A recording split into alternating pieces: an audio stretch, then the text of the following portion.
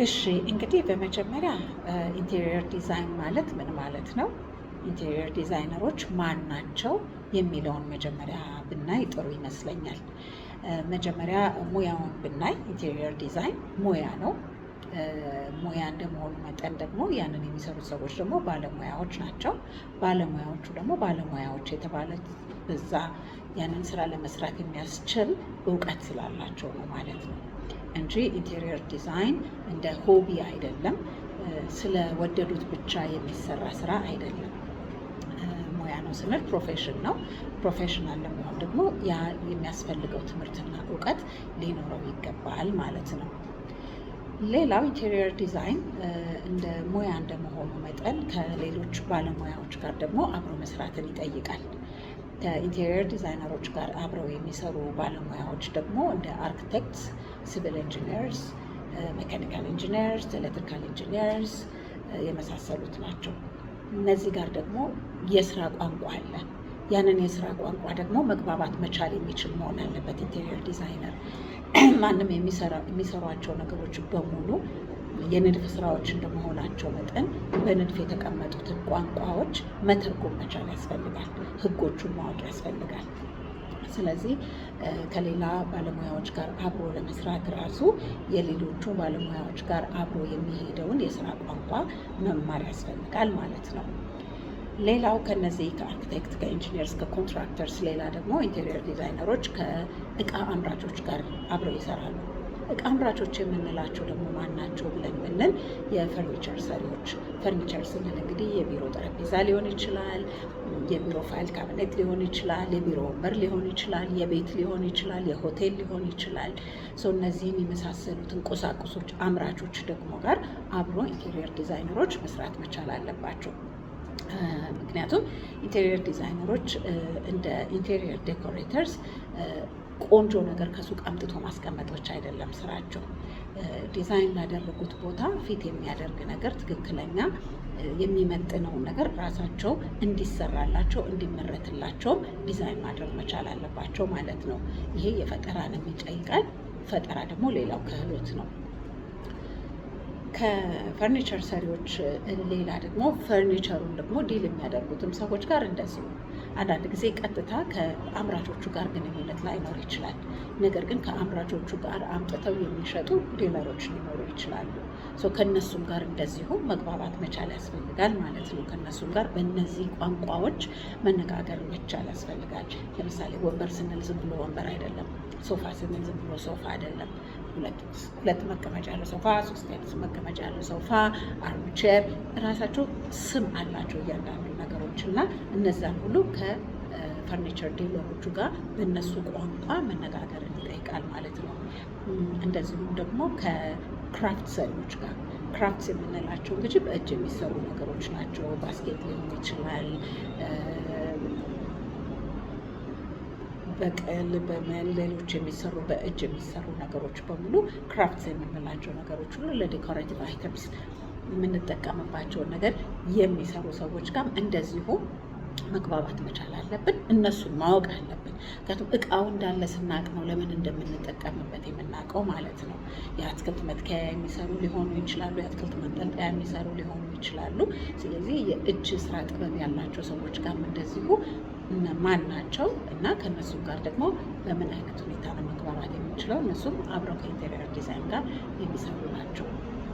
ሌሎቹ ደግሞ የጨርቃጨርቅ ስራ ውስጥ ያሉ ሰዎች ናቸው። የጨርቃጨርቅ ፋብሪካ ሊሆን ይችላል፣ ወይንም ደግሞ ሸማ ሰሪ ሊሆን ይችላል፣ ወይም መጋረጃ ሸጭ ሊሆን ይችላል። ስለዚህ የፋብሪክ አይነቶችን ማወቅ፣ የፋብሪክ ሰሪዎችን ማወቅ፣ የፋብሪክ ዲዛይን ለማድረግ በሚያስፈልግ ጊዜ የሚያስፈልጉትን ግብአቶች ራሱ አውቆ የራስን ዲዛይን ሰርቶ ለማሰራት ከጨርቃጨርቅ ሰሪዎችም ጋር እንደዚሁ የስራ ግንኙነት አለ። በአጠቃላይ ግን አንድ ህንፃ ሲሰራ የህንፃ መሳሪያ መጨረሻዎቹ የሚያስፈልጉትን ግብአቶች ወለል ንጣፍ ሊሆን ይችላል፣ መብራቶች ሊሆኑ ይችላሉ፣ ሶኬቶች ሊሆኑ ይችላሉ፣ መብራት ማጥፊያ መብሪያ ሊሆኑ ይችላሉ፣ መጋረጃ እና የመጋረጃ መስቀያዎች ሊሆኑ ይችላሉ። የግድግዳ ቀለሞች ሊሆኑ ይችላሉ። የክፍሎችን መከፋፈያ የሚሆኑ ማቴሪያሎች ሊሆኑ ይችላሉ። እነዚህም ሁሉ ፊኒሽንግ ማቴሪያሎች ደግሞ ማወቅ እና ከነዚህ ዲለሮች ወይንም ሰፕላየሮችም ጋር እንደዚሁ ጥሩ ግንኙነትን ይፈልጋል። ኢንቴሪየር ዲዛይነሮች ከነዚህም ሰዎች ጋር ግንኙነት አላቸው ማለት ነው። እነዚህ እቃዎችን ከሚያቀርቡ እቃዎችን ከሚሰሩ ሰዎች በተጨማሪ በዋናነት ደግሞ ኢንቴሪየር ዲዛይነሮች ከደንበኞቻቸው ጋር በጣም ጥሩ የመግባባት ችሎታ ሊኖራቸው ይገባል። የደንበኛውን ፍላጎት አውቆ ተረድቶ የሚፈልገውን ነገር ወደ ስራ ቀይሮ ማሳየት መቻል ራሱን የቻለ እውቀት ነው እና የኢንቴሪየር ዲዛይን በሌላ በኩል ደግሞ የሳይኮሎጂ ስራም አለበት ማለት እንችላለን። ምክንያቱም ሁሉም ደንበኛ የሚፈልገውን ነገር ላያውቅ ይችላል። ስለዚህ የደንበኛውን ፍላጎትና አስተሳሰብ ግምት ውስጥ ከቶ እና አንብቦ ገምቶ ስራውን አብሮ ለመስራት የሚያስችል መግባባት መፍጠር መቻል የኢንቴሪየር ዲዛይነሩ ስራ ነው ማለት ነው። እንግዲህ ይህንን ዲዛይነሩ ማን ይሰራል? ዲዛይነሮች ኢንቴሪየር ዲዛይነሮች ከማን ጋር አብረው ይሰራሉ የሚለውን ካየን በኋላ ደግሞ ኢንቴሪየር ዲዛይን ራሱ ምንድን ነው ብለን ደግሞ እስኪ እንመልከት። ኢንቴሪየር ዲዛይን ለአኗኗራችን ለአካባቢያችን ችግር መፍትሄ ሰጪ ነው፣ መፍትሄ ፈላጊ ነው። በዕለት ዕለት ኑሯችን ውስጥ ትልቅ ሚና አለው። የምንኖርበት ቦታ ቤታችን ምቹ ነው ወይ? ወይንም ደግሞ የምንሰራበት ቦታ ለስራ ስራዬን ለመተግበር የሚያመች አይነት ነው ወይ? ተግባራዊ ነው ወይ? ከቤትና ከስራ ውጭ የምንሄድባቸው ብዙ ህዝቦች የሚሰበሰቡባቸው ቦታዎች ሆቴል ሊሆን ይችላል፣ ፓርክ ሊሆን ይችላል፣ ካፌ ሊሆን ይችላል፣ ምግብ ቤት ሊሆን ይችላል፣ ቡና ቤት ሊሆን ይችላል፣ ቤተክርስቲያን ሊሆን ይችላል፣ ሆስፒታል ሊሆን ይችላል። ብዙ ህዝቦች የሚሄዱበት ቦታ ምን ያህል ነው ውበቱ፣ ምቹነቱ ደስ ብሎኝ እዛ ቦታ እንዲሄድ የሚያደርገኝ? ስለዚህ በእያንዳንዱ ቦታ ላይ የዕለት የዕለት ኑሯችን ውስጥ ትልቅ ትርጉም ያለው ቦታ ነው። ሌላው ደግሞ ጥበብ ነው። ኢንቴሪየር ዲዛይን ጥበብ ነው።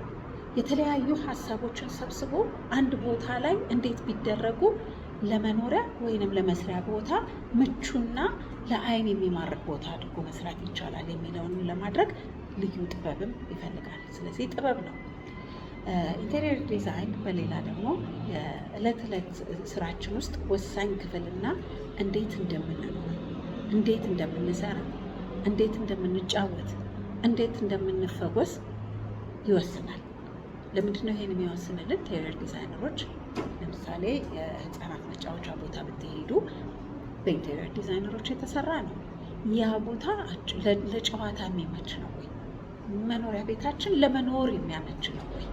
ለመኖር የሚያመች ሲል ማማሩ ብቻ አይደለም፣ ምቹነት ነው። ምቹነት ደግሞ እንዲሁ አይገኝም። የሆነ ችግር ይኖረዋል። ብርሃን የማይገባበት ቤት ሊሆን ይችላል። ጣራው አጭር ሊሆን ይችላል።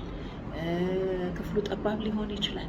እነዛን ነገሮች ሁሉ አስቦ ያንን ቦታ ግን ወደ ምቹ የስራም ይሁን የመኖሪያም ይሁን የመጫወቻም ይሁን የመፈወሻ ቦታ ስል ሆስፒታል ክሊኒክም ይሁን እንዴት ብናደርገው ነው ይህንን ጥሩ ነው ብሎ የሚል ስሜት የሚፈጥር በተገልጋዩ ላይ በነዋሪው ላይ የሚፈጥረው ስሜት እንዴት ነው የሚለውን ለማድረግ ትልቅ ተጽዕኖ አለው ኢንቴሪየር ዲዛይን። አንድን ቦታ የበለጠ ተግባራዊና ጋባዥ በማድረግ ቦታው የተጠቃሚዎችን ፍላጎት የሚያሟላ መሆን አለበት። በጥሩ ሁኔታ የታቀደና በደንብ ቆንጆ ሆኖ የተሰራ ጥሩ አይነት ፍሎ ያለው የእቃ አቀማመጥ ያለው ቦታ ከኖረ እዛ ቦታ ለመቆየት ትልቁ ምክንያት ይችላል። ይሄንን ቤትማ ጥዬ አልሄድም፣ ወይም ደግሞ ይሄንን መስሪያ ቤትማ እንዴት ጥዬ እሄዳለሁ የሚያስብል ስሜት መፍጠር የሚችል ትልቅ አቅም ያለው የስራ ክፍል ነው ወይም የስራ መደብ ነው። በንግድ ላይ ደግሞ እንግዲህ አሁን ወደ ብራንዲንግ ስንመጣ የሚያያይዘው ነገር ምንድን ነው ብላችሁ ካላችሁ ወይ በንግድ ላይ ደግሞ ትልቅ አዎንታዊ ተጽዕኖ አለው። ምክንያቱም ንግዶች ወይም ኩባንያዎች፣ ቢዝነሶች በማንነታቸው የሚታወቀው እንግዲህ በብራንዳቸው ነው። ያ ብራንድ ደግሞ እንግዲህ በተለያየ አይነት ይገለጻል። በቢሮ ባህል ሊገለጽ ይችላል። ታትሞ በሚወጡ ቁሳቁሶች ሊገለጽ ይችላል። እያንዳንዱ የጽሁፍ አጣጣል፣ ቀለሙ፣ ሳይዙ፣ መጠኑ፣ እነዚህ ሁሉ ነገሮች የዛን ኩባንያ ማንነት የሚገለጹባቸው ናቸው። ከምርታቸው ሌላ ማለት ነው፣ ወይም ከሰርቪሳቸው ሌላ፣ ከአገልግሎታቸው ሌላ በእነዚህ በሚታዩ በሚዳሰሱ ነገሮች ላይ የሚደረገው የማንነት መግለጫ ጋራ አብሮ ኢንቴሪየር ዲዛይን በጣም ይሄዳል። ለምሳሌ እንዴት ነው ይሄ የሚገለጸው ብላችሁ ብትሉ የሚታተሙ እቃዎች ላይ ወይንም የቢሮ ባህል ላይ ወይንም ደግሞ የሚመረተው ምርትና የሚሰጠው ሰርቪስ ላይ ጋር እንዴት ነው ኢንቴሪየር ዲዛይን አብሮ ሊገናኘው ብላችሁ ለምትጠይቁ ደግሞ ለምሳሌ ከህንፃው ይጀምራል። አንድ መስሪያ ቤት ማንነት የሚገባበት ቦታ ቢሮዬ ነው፣ ቤቴ ነው፣ እዚህ ጋር ነው፣ ሎኬሽን ይሄ ነው ብሎ የሚልበት ቦታ ራሱ ማንነቱን ይናገራል ማለት ነው።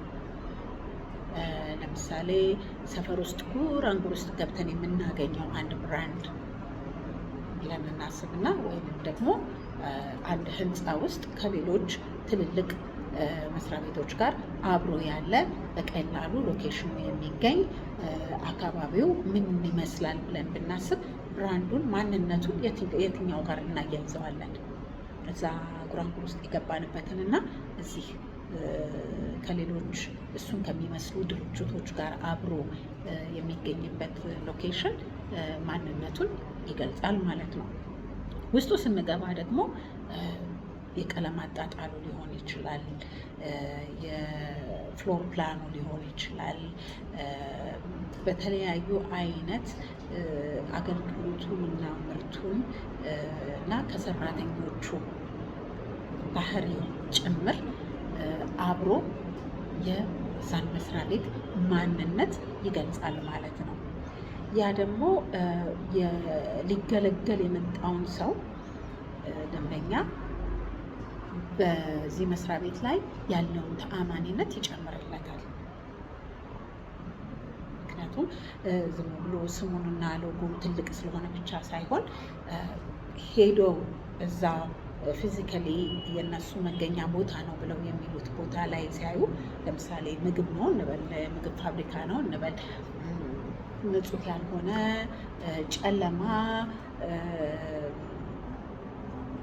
በደንብ ንጽህናውን ጠብቆ ኳሊቲውን ጠብቆ ያልወጣ ምርት የሚወጣበት የሚመስል ቦታ ውስጥ ያለ ካምፓኒ ብንሄድ ምንም ስሙ የታወቀ ቢሆን አይሄድልንም ከዛ ጋር። ስለዚህ ስለ ምርቱ ጥርጣሬ ይኖረናል ማለት ነው።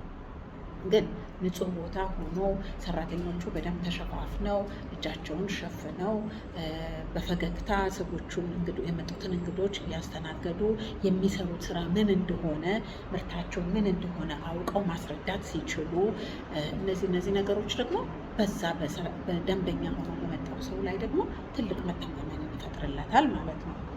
ስለዚህ ኢንቴሪየር ዲዛይን ከቤት እና ከሌሎቹ ውጭ ደግሞ ወደ ድርጅት ስናመጣው በጣም ትልቅ ተጽዕኖ ያለው አንድ ክፍል ሆኖ እናገኘዋለን።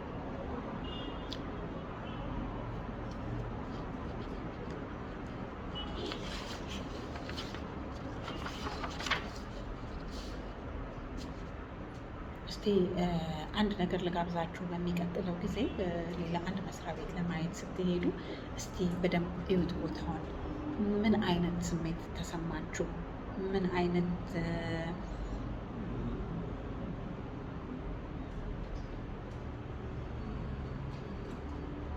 ስሜት ተሰማችሁ?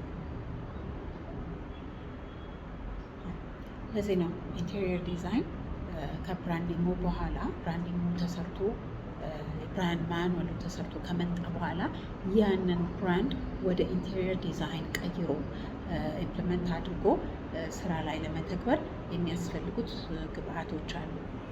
መጀመሪያ የመስሪያ ቤቱን ዓላማና ግብ ማወቅ ያስፈልጋል። ምንድን ነው የመስሪያ ቤቱ ዓላማና ግብ? ከውስጣዊው ገጽታ ጋር የተያያዘ መሆን አለበት። በውስጡ የሚገኙት ቁሳቁሶች ራሳቸው ማንነቱን የሚገልጹ መሆን አለባቸው። ለምሳሌ ኤኮ ፍሬንድሊ ነን የሚል መስሪያ ቤት ውስጥ የአርቲፊሻል አበባና አርቲፊሻል ዛፍ ተተክሎ ብናይ ሊደንቀን ይችላል ማለት ነው። ወይም ደግሞ ሪሳይክል የማይደረጉ ነገሮች ሲጠቀሙ ብናይ ከብራንዳቸው ጋር የማይሄድ መሆኑን ወዲያውኑ ሴንስ እናደርገዋለን ማለት ነው። ስለዚህ መስሪያ ቤቱ የቆመበትን ዓላማና ግብ የሚያንጸባርቅ ሆኖ መሰራት ይኖርበታል። ለምሳሌ ብዙ ጊዜ ሚሽኖች ላይ የመስሪያ ቤቶች ሚሽን ቪዥን ላይ የምናየው ነገር ትራንስፓረንሲ ይባላል። ነገር ግን መስሪያ ቤት ውስጥ ስትገቡ አንዱም ሰው አታዩ።